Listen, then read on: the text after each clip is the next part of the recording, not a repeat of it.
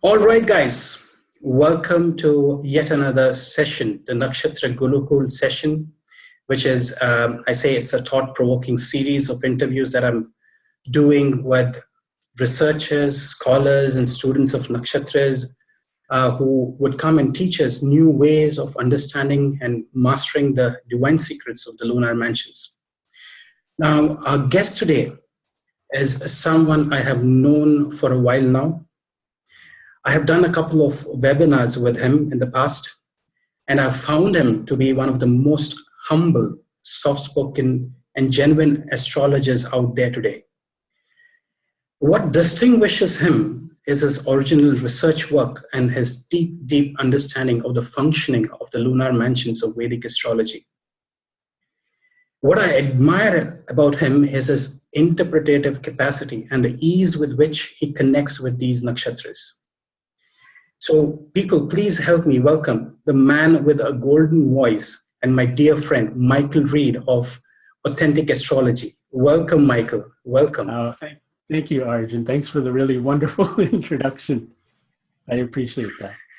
Because whenever I listen to you, Michael, it's like it takes me, it's so soothing, your voice. It takes me, and I want to listen to you as much as possible. And the way you bring and teach about nakshatras is absolutely fantastic. So thank you very much. Oh, thank you. Well, I was just going to say, when I first, and I attribute it to having, even though I'm not going to give any more of my chart away, I attribute it to having the moon on the ascendant, right? Because when I first connected with Vedic astrology, the nakshatras were what really grabbed me. With an interest. I was just really fascinated by them, mainly because I immediately, when I began to converse with clients, I immediately began to see connections between things that they would just naturally say and the nakshatras that certain planets were in. And for me, it was just eerie. It was just like, this immediate thing. And I was like, wow, this is something that's really powerful. And when I first began to notice that, I went looking for more stuff on the nakshatras, like more text that would explain effective ways of working with them. And I actually found that there wasn't a whole lot out there. That's just right. Just a little bit, not really written that much. And so it kind of became this thing where I had to kind of play around with things. And so my first experimentation with the nakshatras was when I began to know something about a nakshatra and I would see a planet in it, I would ask my client something about what I saw. And then I'd listen back to see what type of feedback I was getting from them. And it just really taught me so much about the nakshatras and how they function. And how many years was it before you started with nakshatras, Michael? I pretty much, when I started Vedic astrology, I would say it was a few months in. Right. Okay. Yeah. So this would be about 20 years? You've been doing Vedic astrology for about 20 years now? I've been working with astrology in general for about 20 years. Vedic astrology, 10 to 15 years. 10 to 15 years. Okay. Fantastic. So you can blame my development with the nakshatras on Dennis Harness. Wow. Okay. Dennis and Bahari. Wow. Both two really wonderful authors on the nakshatras. Yeah. Absolutely. And Dennis has made it so very simple. And if you read his book, I think it's so fabulous. For a beginner, there's no other better book to start with than with Dennis's book. And then for those who want to go a little bit deeper and understand the philosophy, background, then there's no better book than Bipin Bihari. It is, and it's interesting too, because the way I found Dennis's book on the nakshatras was I went to a bookstore one day. And, I was really interested in the nakshatras, after having begun a lot of my deeper Vedic astrology studies. And I happened to walk into this bookstore and I wasn't even looking for a book on astrology. And there was that book on the shelf and I was going, wow, how odd that, I'm into the nakshatras, which at that time, it was a pretty not well-known thing in terms of, finding books on things like that in the States. And here I just found this book in the States and I was going, well, I was meant to find this, and started reading it. And I found Bipin Bahari's book through Dennis's references in his book. Right. And it just all went from there, you know. I appreciated and still do appreciate Dennis's way to very, very well keep it very simple for the individual. And what I really liked about Bepin Bahari's book is he gives you codes and symbols. And a lot of people complain about his book when they first read it because they can't make sense out of it. But the whole thing is it's a book that if you go back and you read over the information about each nakshatra, each time you read it, something new is going to come out of that. And that's real teaching. You know, it's a teaching that unveils itself to the student. And I just found that really phenomenal. And, you know, that book has been a huge, huge help to me for understanding the nakshatras. And then I would say probably the thing that taught me about the nakshatras the most was just deciding that every day I was going to write a lunar scope. Wow. And so, you know, you begin to over and over again. Well, I shouldn't say that. It was probably my clients that taught me most about the nakshatras. But in terms of driving all the symbolism home, every day, like kind of working with the nakshatra and going through a practice and, you know, looking at all the symbolism connected with it, it just, you know, deepens. And so it just becomes natural. Right. Right. We have something really wonderful with the nakshatras, which, you know, we can, I was talking to you before we got started, and I kind of want to share this with people now. You know, in Brihat Parashara Hora Shastra, there's, I can't quote the exact stanza, but he refers to the planets as being conscious incarnations of Vishnu, right? And there's nothing written in Brihat Parashara Hora Shastra specifically about the nakshatras in that regard. In other words, it's not referred to as being this of Vishnu or anything like that of Vishnu. Later on, and we can kind of talk about this later on in the text, Parashara goes on to explain how the Rashis are the unconscious limbs of Vishnu. And what I have found the nakshatras to be is how we grow our relationship to those conscious incarnations of Vishnu. And if you do work with house cusps, which there are a lot of astrologers these days who do that too, it's neat too, because you can do the same thing with a house cusp, where you can find the nakshatra that a house cusp is in. So the nakshatras are there to grow. That's what they do. And being is how they're connected with the moon, which is why they're called lunar mansions. And basically the moon will journey through a nakshatra in a little bit over one a day, over a lunar month, so to speak. What is the moon? Well, the moon is our consciousness, or our manas, or our sensory mind, right? It's how we sense things. It's how we relate to things.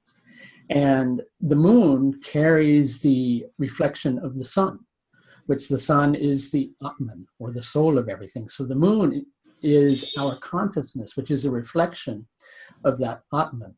So basically, when you understand the nakshatras, what you're really getting is a subjective understanding of what the individual whose chart you're looking at goes through, how they react to things, how they feel about things.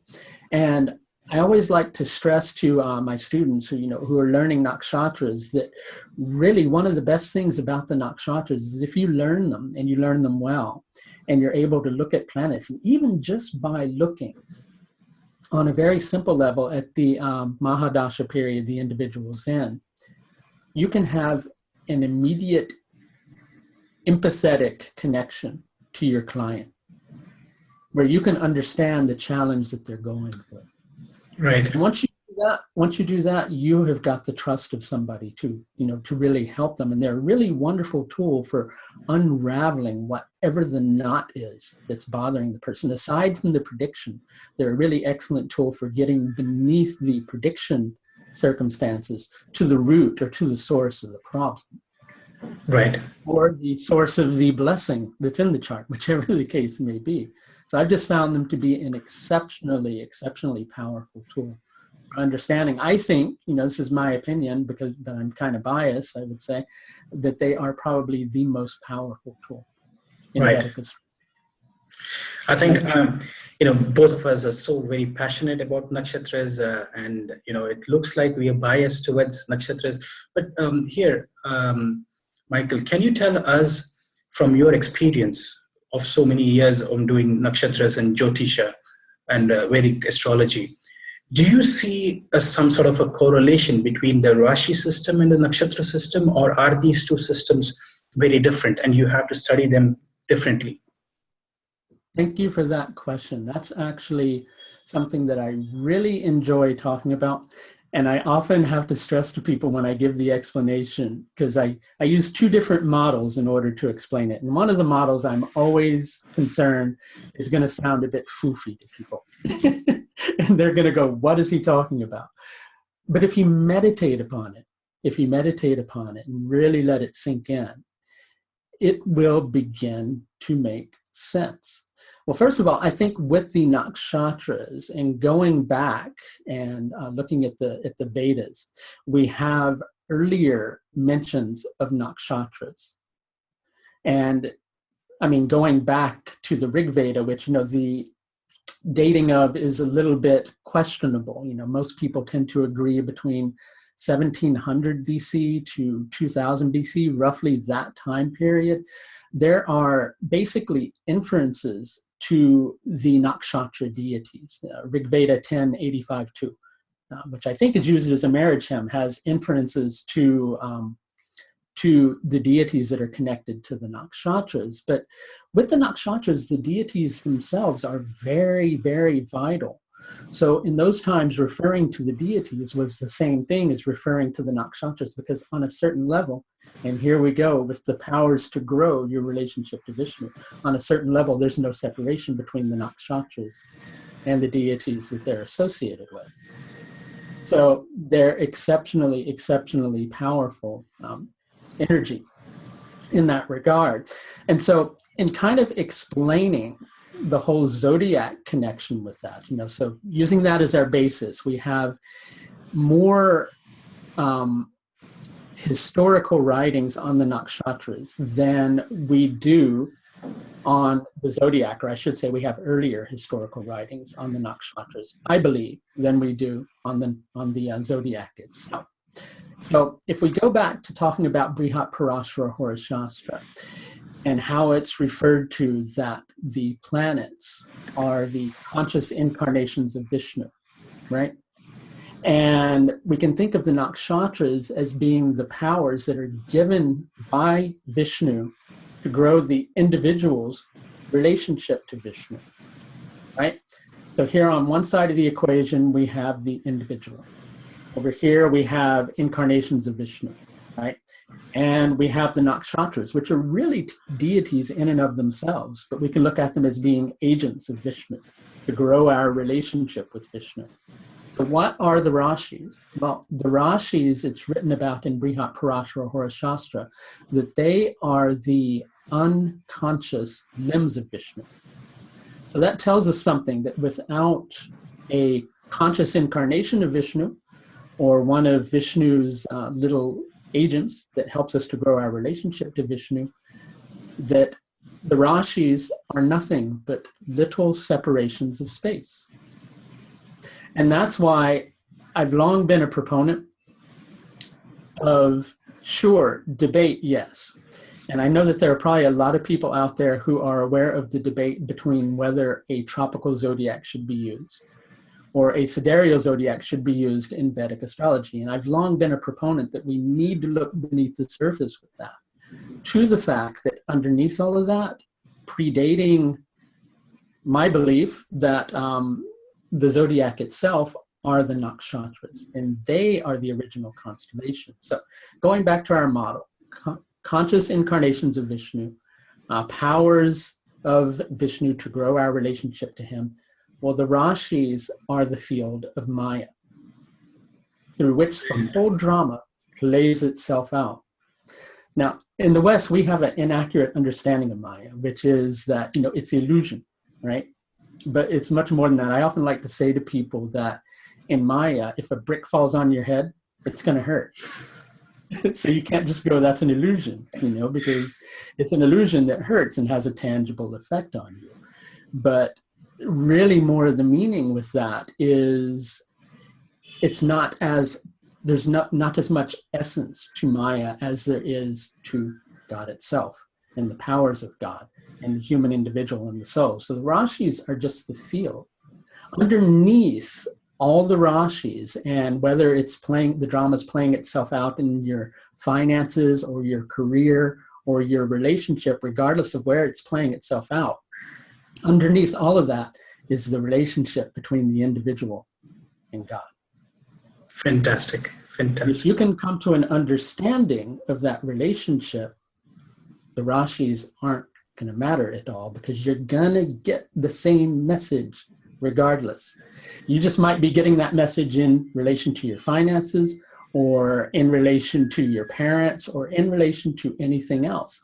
And that is why you can have a reading with somebody who's using a sidereal zodiac, and you can have a reading with somebody who's using a tropical zodiac. And sure, you're going to get some differences, but you're going to get a lot of the same things. Because underneath it all, the planets are always at the same angle to each other in the chart, because that's the angle they were at the time that you were born. And unless you're using a different calculation for the nakshatras, you're going to have the same nakshatras. And if you're using a different calculation for the nakshatras, you're still going to have a lot of the same things coming up. So really, I think the nakshatras hold a key to the question that every single astrologer just kind of scratches their head about when they're asked, which is, how can one zodiac and another zodiac give the exact same results? Because both systems are using Vimshottari dasha at the very least, if not other nakshatra dashas. And nakshatra dashas are based on the nakshatras. And those who are using, for the most part, I know there's a school of thought out there that uses a tropical zodiac and tropical nakshatras, but the other school of thought that uses a tropical zodiac is also using sidereal nakshatras. So underneath it all, we're using the same constellations. And it's those constellations, if you're using sidereal astrology, sidereal system is trying to match the zodiac to those constellations. The tropical system is just merely saying these are divisions of space, right? Based on the Earth, Sun, Moon relationship. So on some levels, there's a difference in philosophy, but underneath it all, you've got the nakshatras that both systems are using. Because without the nakshatras, Vimshottari dasha can't be calculated. Fantastic. So, Michael, can you tell us, what is the system do you use? Do you use a tropical zodiac and the sidereal nakshatras in your research? That is the question of the millennium. And it's a question that, for the most part, I should say it's the question of the millennium that I'm asked the most by people. That sounded rather arrogant. I didn't mean for that to sound arrogant, but it's the question of the millennium that I get asked over and over and over and over and over again, right? And for the most part, I steer away from. I'm going to answer it, right? But for the most part, I steer away from that question, and I'd like to tell people why. Because I don't like the fact that people argue over all this. I'll tell you why. I like debate, because from debate we going back and forth, listening to each other, respecting the other person's point of view. I think I'm a strong believer in not discounting anything until you have experimented with it yourself. And when you've done that experimentation, then, conveying what you've come to an understanding of. Myself, I actually have found, and I used religiously Lahiri Ayanamsha for years and years, and used the sidereal zodiac for years and years. I began to have some problems with Lahiri Ayanamsha, and then I'm kind of giving a long-winded answer to this, and then came to find later that Lahiri Ayanamsha was actually sanctioned by the Indian government. But the main reasoning of making sure that people celebrated religious holidays on the same day. Same day, that's right. You had different parts of the country with different panchangas, different ayanamshas, all celebrating religious holidays. What does that do? Economics, it messes up the economy. You can't have that. So they brought Lahiri in to calculate Lahiri Ayanamsha. And after the Ayanamsha was calculated, sometime afterward, he came out and actually said it was inaccurate. Wow. Okay. I didn't know And this. he also said it's inaccurate, but they're not going to sanction me doing any further corrections on it Right. because they have their standardized ionomsha, and that's all they wanted. That's right. Right. And so, he did his own research on the side. And so I switched from that to an ionomsha called Ardra Galactic Plane for a Right. little while, which is another sidereal ionomsha. And I used that for years and years until I began to experiment with the tropical zodiac and sidereal nakshatras.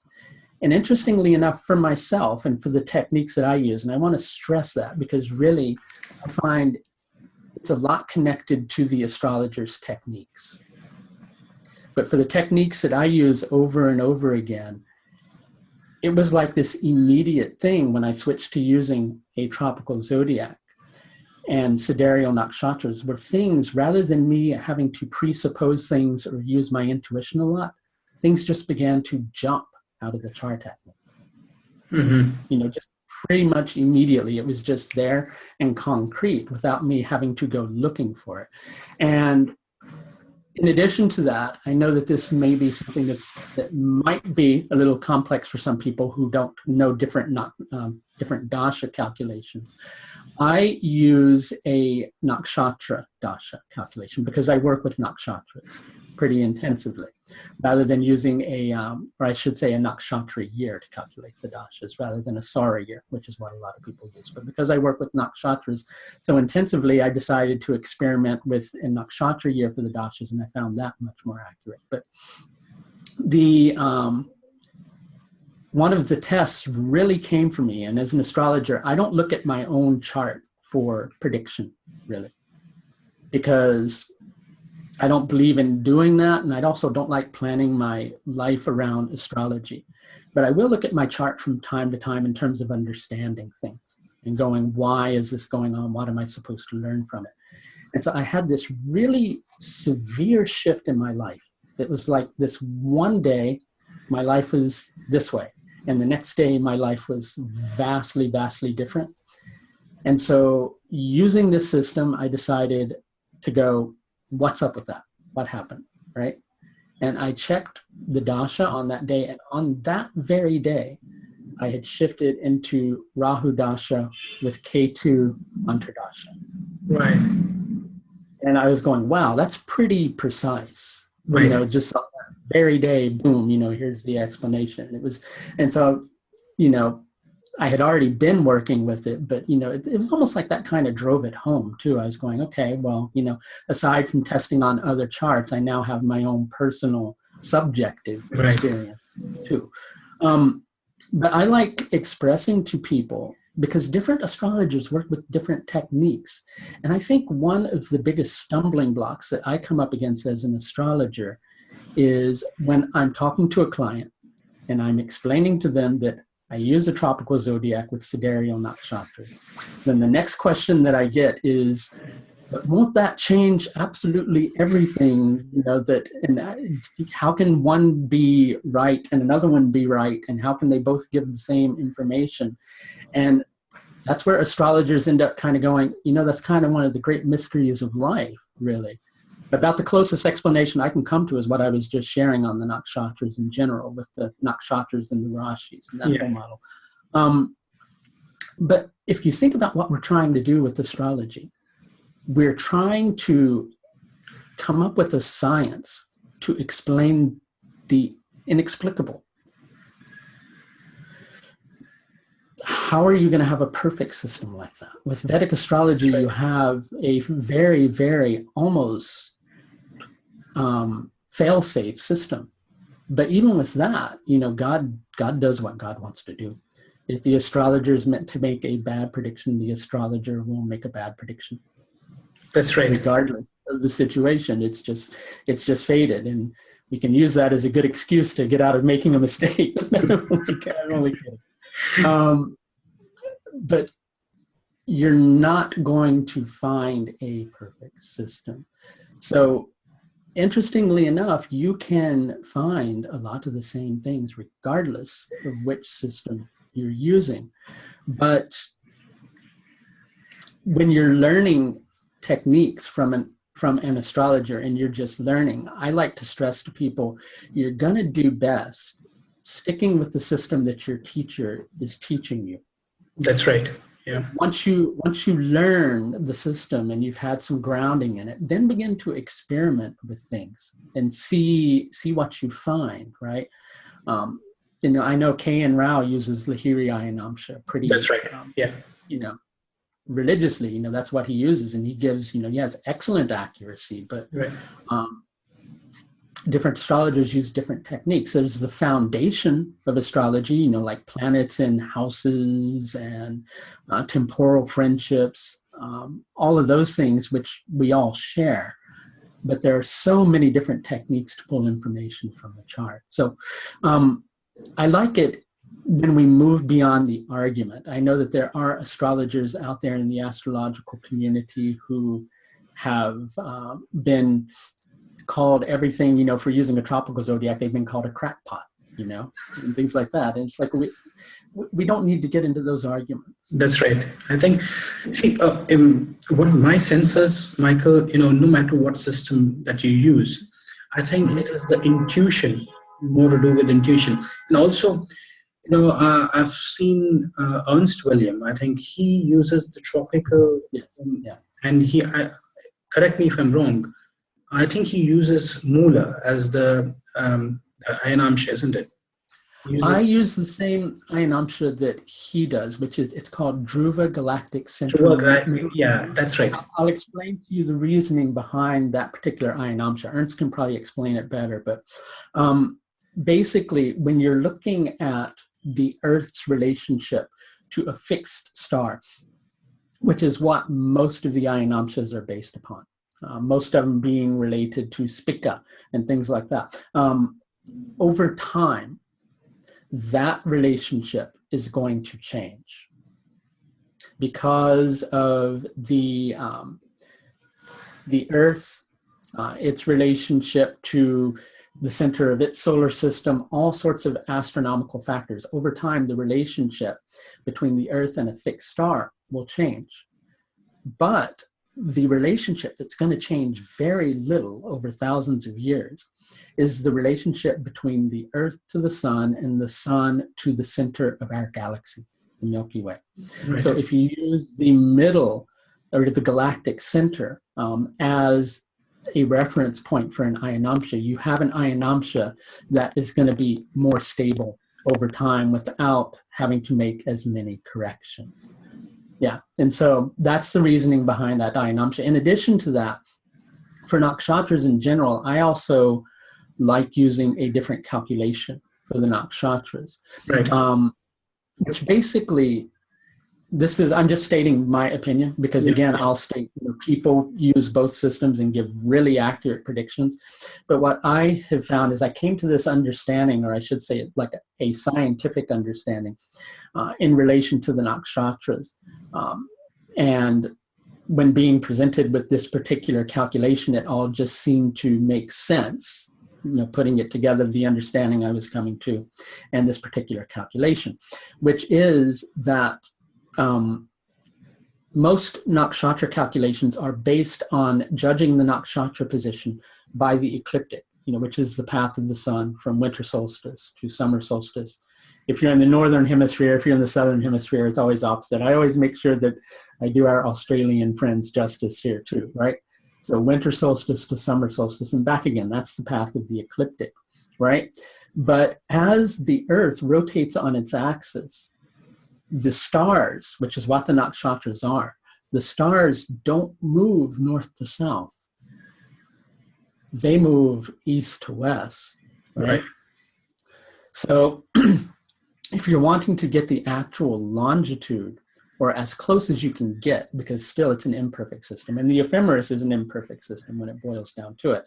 But if you want to get as close as you can get to an accurate representation of the true longitude of a nakshatra, you're gonna get a clearer representation, I feel, if you look at the connection between Dhruva, the pole star, which is how we know where our poles are, and the equator. You make a 90-degree angle between those two, and you judge the position of the nakshatra in reference to that. Because when you're using the intersection point with the ecliptic as a reference point for the position of the nakshatra. The nakshatra may appear to be right here, Right. where it intersects the ecliptic, when in actuality it's way over here. Right. Because it's an apparent perspective that we're dealing with. Yeah. And so I've actually found that I get clearer and more accurate results if I use that particular calculation. And it changes your nakshatras. When I did that myself and I looked at my own chart, I was going, wow, I've like shifted from this nakshatra to this nakshatra. You know, and it was like this paradigm shift. But then I kind of began to go, you know what, actually that does make a lot of sense.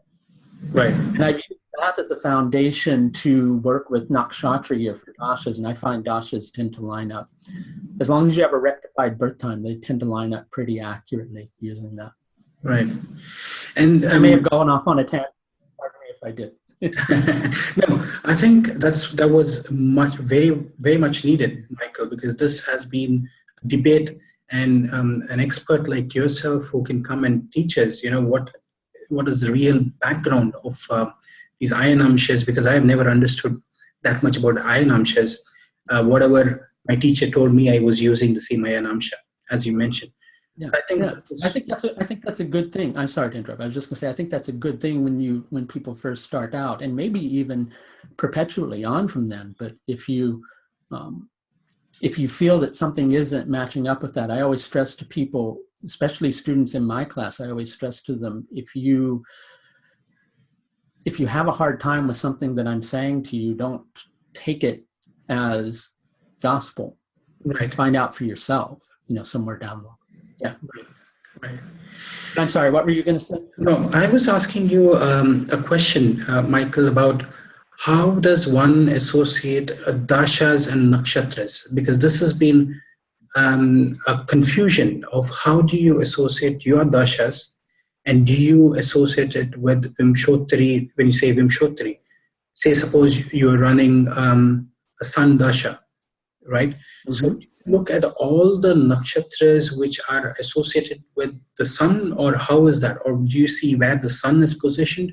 So what is the technique? If you can I do a lot of different things. And one technique that I'm a very big fan of, but I don't know if a lot of people know about it, which is Tara Bala. Right, okay. Which basically, the basis of that particular system is you take all the planets, all the nakshatras, and you group them according to the Lord of that nakshatra, right? And you'll have 3 groups of 9, right?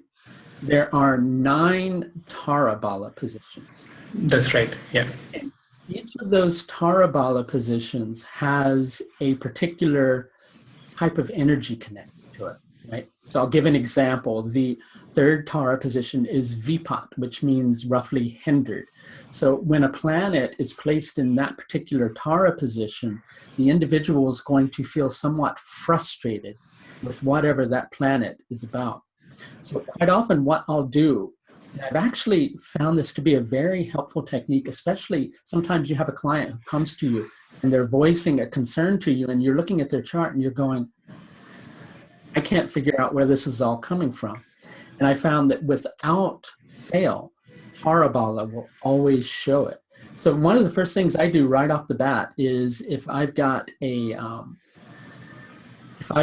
the sun, let's say they're running sun dasha and sun's in Vipat Tara position, I will recognize that whatever the sun's related to, let's say the sun rules their career house, that individual is going to tend to feel frustrated with their career.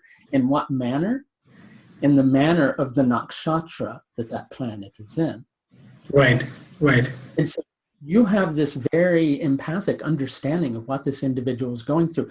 I might be able to, if you give me a moment, I'd have to create a chart, find a chart and use an example, so to speak. That would be great. But what I will do is I will randomly create a chart. I'll tell you why, because sometimes I'm not a big fan of using charts of celebrities and stuff like that, because you're still using a person's chart. Without their permission. Exactly. And so sometimes I just like randomly generating a chart. I found it to be a better practice to get into. I'm generating a chart now, Sure. and I will actually have a south-north screen on Kala now, so I can share it with individuals. Let me see if I can bring this up. There we go. So this is the Tara screen. Yep, yep. And you'll notice it has everything kind of laid out in Kala. different Tara positions. 1, 2, 3, 4, 5, 6, 7, 8, That's 9. right. Let's, for instance, we've got this person. Let's go back to the main screen. Let's see what dasha they're running. They're in Rahu Saturn. All right, let's pick a different one, because when you get into Rahu, not that I'm against doing Rahu things, it just gets complex sometimes, especially when you're trying to give a general concept. Let's look at Mars dasha. Right. That's going to be connected to, on some levels, their relationship. So let's look at that. Okay, so what I would do is I would come to my Tara screen. This person's in Mars dasha, right? First, I would look at the Tara position that Mars rules. Right. Mars rules the Prachak Tara position. Well, Prachak Tara position, it has a tendency to make the individual feel like they reach a plateau, and that plateau is not good enough. They're looking for something better. They're always looking for something better, right? So with whatever Mars is associated with, well, you can just say generally in Mars dasha, the person's going to feel like they're always trying to find something higher, right? Then I would go and I would look at what Tara position Mars is in itself, which is in the Janma position. Right. So Janma means birth. So there's always going to be a level of initiative, right? So this person's feeling like they're never reaching high enough, and that Mars is in Mula Nakshatra. So they're just going to keep pushing and pushing and pushing, trying to get to a higher level with that. And this is a recent addition to Kala I kind of want to share with you. I do a lot of work with house cusps. Right. And Ernst has put into Kala the house cusps in the Tara position.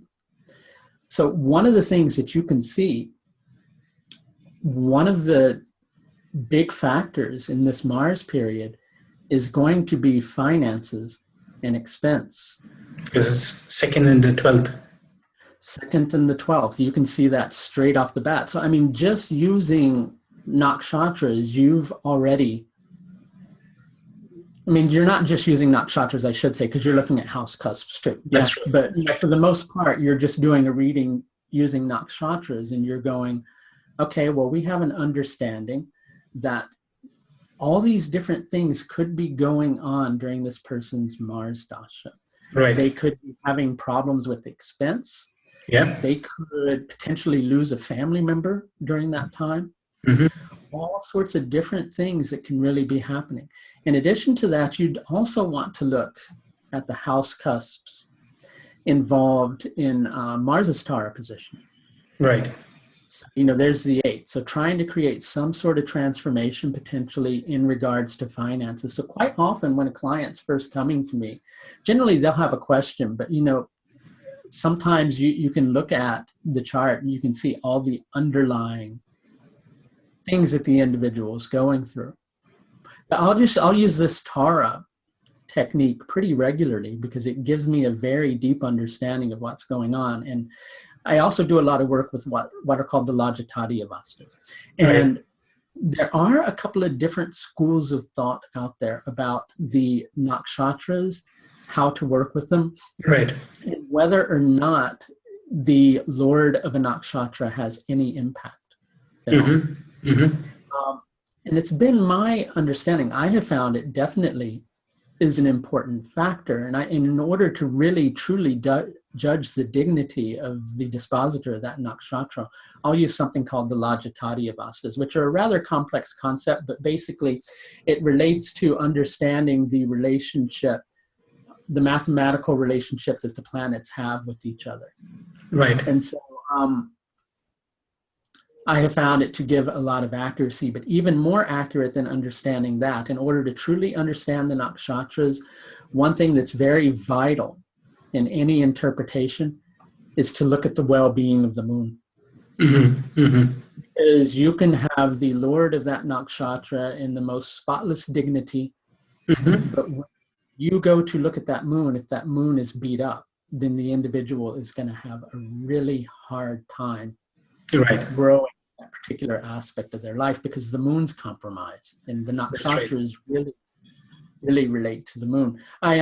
If it's okay with you, I'd also like to share something, and again, I'll kind of preface it by saying this is my philosophy in terms of working with the nakshatras.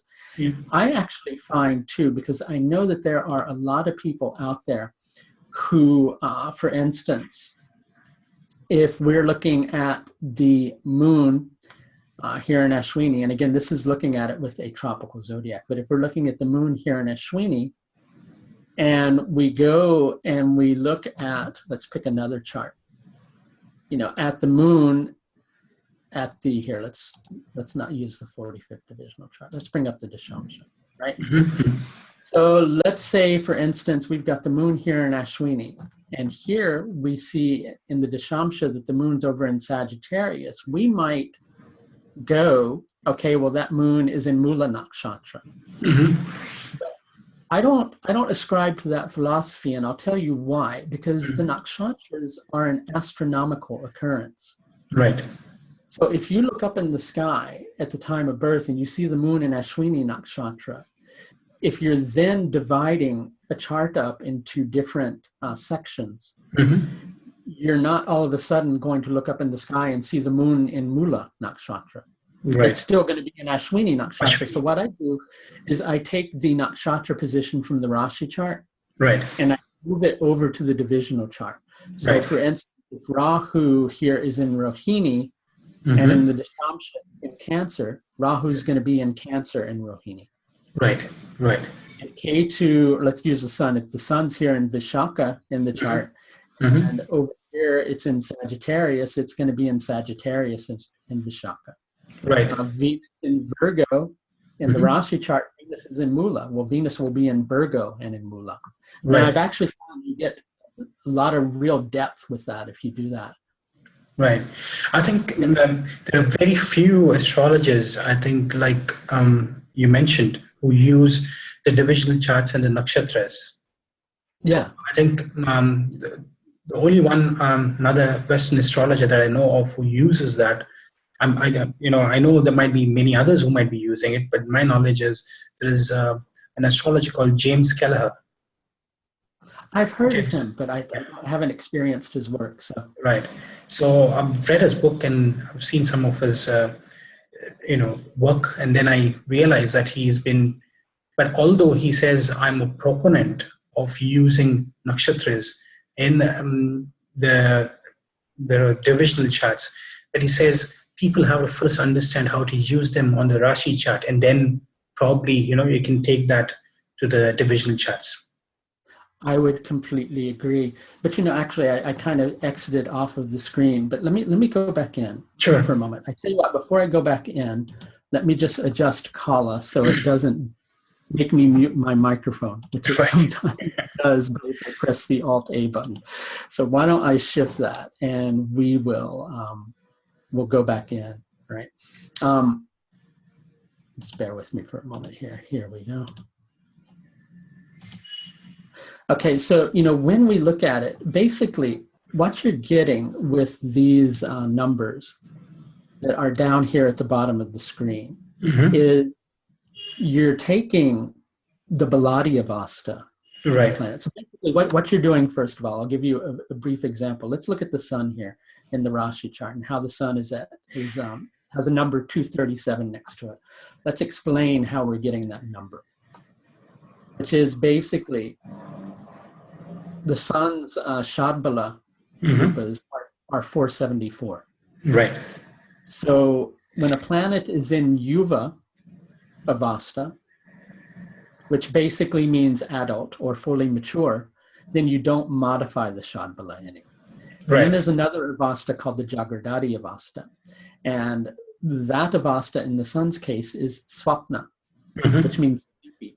So when a planet is sleepy, you half its Shadbala score. Right, okay. So that will leave you with 237. Now what you'll see is Mrita planets will give you a 0. Wow. Okay. And and basically Mrita basically refers to planets that the individual has exhausted most of their karma with, right? So Right. that planet is dead. But it's interesting because quite often you'll have an exalted planet and it's Mrita. Right. Right. And what you'll find without fail with that planet, and that's a difficult one for astrologers, because and this is what I have found, is that with those planets, quite often the individual will feel like they have this potential, but they can't actualize the potential of that planet. Right. Mainly because they're not meant to according to their karma. Unless they really, really, really push. And I found in some instances, even though that planet is Mrita, which should, for all intents and purposes, make it kind of devoid of strength and unable to fulfill its house cusp, that the individual will, if they tap into that potential, can quite often find the way to overcome that hassle, right? So basically, in reference to what you were talking about, if you, for instance, let's look at the moon here. So we've got the moon in Ashwini. Well, let's pick another planet. Let's look at Saturn in Purva Bhadrapada, right? You've got a good, strong Jupiter supporting Saturn in Purva Bhadrapada. Mm-hmm. Let's see if we can find a, let's see where Saturn doesn't have good dignity. Let's look at the 30th divisional chart, or Jupiter. Let's look at where Jupiter doesn't have good dignity. So let's look at the 30th still. Okay. So if we change this to the Trim Shamsha, what you're going to see is Jupiter, and let's bring up the Trim Shamsha here too. So we have another version of it. Since Jupiter is in a great enemy sign, it's Sushupti, because Jupiter in the position is in Libra. And so Jupiter has a hard time functioning in that sign. Right. So Saturn being in Purva Bhadrapada, the more difficult polarities of that Purva Bhadrapada position are going to manifest themselves in Trim Shamsha related matters like health and things like that. And so basically in each divisional chart, the nakshatra lord is going to have a different strength. Right. So one area of life, that individual might relate very well to that nakshatra. And in another area of life, they may have a hard time relating to that nakshatra. And that's kind of related to the nakshatra lord's dignity in that chart. And I know, as I was saying earlier, I know there are a lot of astrologers who are not really behind the concept that the nakshatra lord has a particular effect. And I find overall with the nakshatras, it's the deities that you need to relate to more than anything else. But what I have found is if your understanding of the nakshatras is through the deities, you're thinking of those deities as as being like a missionary of God, so to speak. Right, right. You relay a message. So that if you look at the nakshatra lord as being intricately connected to that particular deity, are you going to have the harsh side of that deity, or are you going to have the easy side of it? Easy type. And I have found that to very deeply play into the equation, the dignity of the nakshatra lord. But it's the dignity of the moon overall, I have found, that really affects things. Because if you have the strongest nakshatra lord, like Jupiter in this case, right. I should kind of paraphrase that, because Jupiter is at the early portion of Cancer, and we can see Jupiter's Mrita, right? Right. Let's say the Dwada Shamsha, Jupiter has some strength there, so that's helpful. You can have the strongest nakshatra lord, and if that moon is not doing very well, the individual is going to have a hard time doing it. So you have to look at a lot when you look at the nakshatras. I think that's why it tends to seem a daunting task to a lot of individuals, because you have to understand the moon relationship. But similarly, I have found, whereas I know a lot of astrologers like to look at the Chandra Lagna, I find if you learn Tara Bala, you're doing pretty much the same thing. Because you're basically giving a reading based upon, the moon. So this is very, very fascinating. Why, Michael, is I've seen Ernst Young say that if you use the Tara Bala, Yeah, especially sometimes you get those clients who are not very sure about the time of birth, maybe exactly. 10 minutes, 15 minutes here and there. He says a rough understanding of the Tara Bala concepts can actually give you a great insight, irrespective of, if you do not know the ascendant very well, so you take the moon as ascendant and try to do a logical analysis.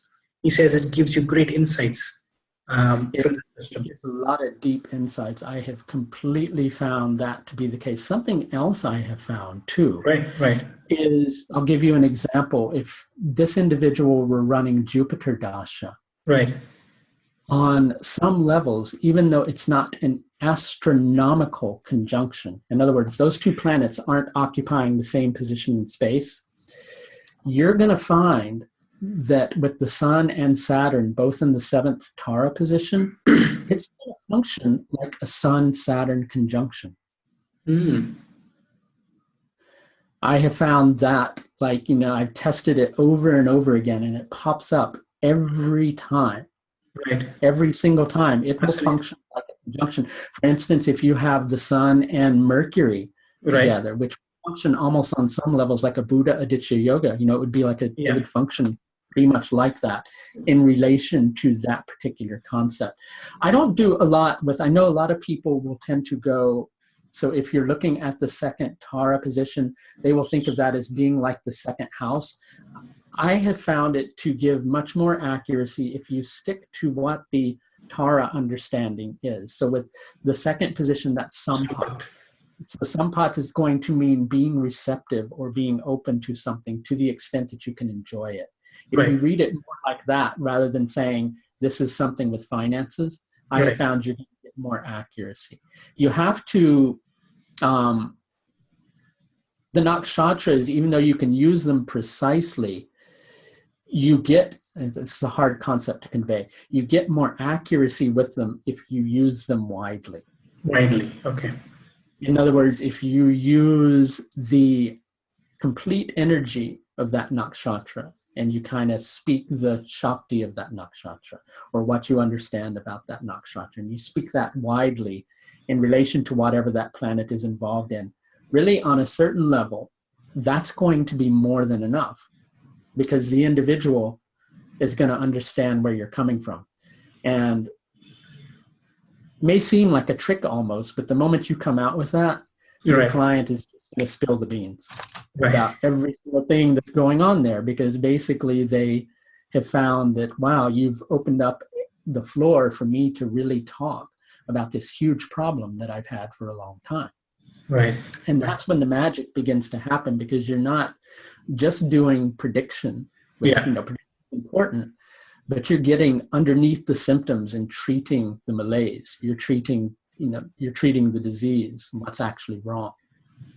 And you're helping them to have an understanding or an insight from which they can grow, which is what the nakshatras are about. So they can begin to, maybe turn things around. Sometimes you'll have this happen too, which is, if you understand the houses, if you work with house cusps, which Yeah. Kala lets you do that. If you work with house cusps, you will sometimes find that all the Dharma houses are under one nakshatra, or all the moksha houses are under one Tara position. Right. And you can see, say for instance, that 4th, 8th, and 12th, if the 8th and the 12th happen to be here also, the individual would have this huge desire to be free, but because that's in the Vadak position, every time they get this hint of breaking free of something that's restraining them, it's taken away. It's gone over and over again. And that will be a healing crisis that plays out in the individual's life, that it's your job as an astrologer to get to the heart of helping them to understand why that's happening and how to work with it. Because I think that people miss the true beauty of astrology, which is, with astrology, we have one of the greatest yogas you could ever have. And people, I find myself often correcting students, and I probably being egotistical when I do it, and I can completely admit that. But quite often what I get is, I have this placement, that placement, or that placement. Is that bad? Well, first of all, it's never bad. That's right. It's your karma. It's your path to prosperity. What is prosperity? Prosperity is what's beneficial for the spirit. You're here to grow. You see it purely concretely in, wow, my finances suck, or my job's not going well. But in essence, even all of those challenges that you're going through, if you can relate to it in the right manner, then you have the key to the bigger picture. I mean, the individual wants to be happy right now. That's right. Individuals, I want to be happy right now. I want my finances to be good. I want my job to be going well. Well, God wants you to be happy forever. So you may have to go through this period of temporarily being upset with your finances so you can get to that position. Which is more important to you? Well, like most of us in the moment when you're experiencing that difficulty with career, that's the most important thing. I know. Right? But if you see it in the bigger picture and you go, you know what? I'm so focused on this, but there's this. That's when your perspective widens. That's when you come to understand, why am I having a hard time with finances? Why am I having a hard time with career? Why is all of this going on? And that's what I believe the function of the nakshatras are. Because if you understand that that particular nakshatra is growing that planet in a certain way, if you understand that nakshatra, you've got the message that God, universe, whatever it is you want to call it, is trying to teach you.